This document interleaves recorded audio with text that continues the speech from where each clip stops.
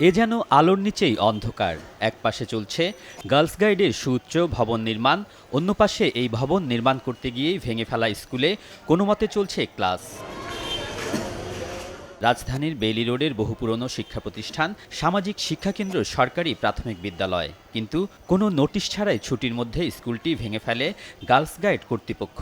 তাই গত কয়েক মাস ধরে কখনো খোলা আকাশের নিচে, কখনো জোড়াতালি দিয়ে দাঁড় করানো টিনের চালার রুমে ক্লাস করতে হচ্ছে শিক্ষার্থীদের। আমাদের স্কুল আমরা ফেরত চাই। আমাদের স্কুল ঠান্ডা বাড়ার মধ্যে খোলামেলার মধ্যে পরীক্ষা দিতে হচ্ছে, আঙ্গরের ডিস্টার্ব হচ্ছে।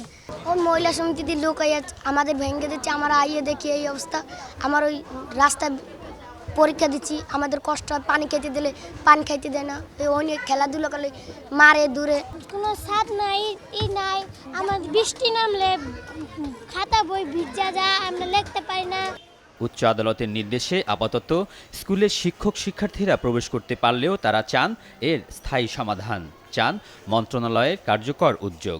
সরকার এবং আমাদের মিনিস্ট্রি গণশিক্ষা যেন আমাদের দিকে তাকায়, তাড়াতাড়ি করে। বাচ্চারা জানুয়ারি মাসে এসে পড়ছে, ভর্তি হবে। স্কুলটি পুনর্নির্মাণ ও রক্ষার দাবির আন্দোলনে এসে সাবেক উপদেষ্টা রাশেদা কে চৌধুরী জানালেন, কার্যকর ব্যবস্থা না নেওয়ায় রাজধানীতে এ ধরনের আরও অর্ধশতাধিক স্কুল দখল হয়ে গেছে। 50টির উপরে অর্ধশতাধিক স্কুল বেদখলে চলে গেছে, মানে স্কুল দস্যুরা দখল করেছে। এটা যে স্কুলগুলোর রিপোর্ট দেয়া হয়েছে সেইগুলোর যথাযথ ব্যবস্থা, যদি আইনি ব্যবস্থা নিতে হয় আইনি লড়াই করবেন। রাশেদা কে চৌধুরী বলেন, সরকারি স্কুল রক্ষায় সরকারকেই কার্যকর ব্যবস্থা নিতে হবে। আলমগীর স্বপন, যমুনা নিউজ, ঢাকা।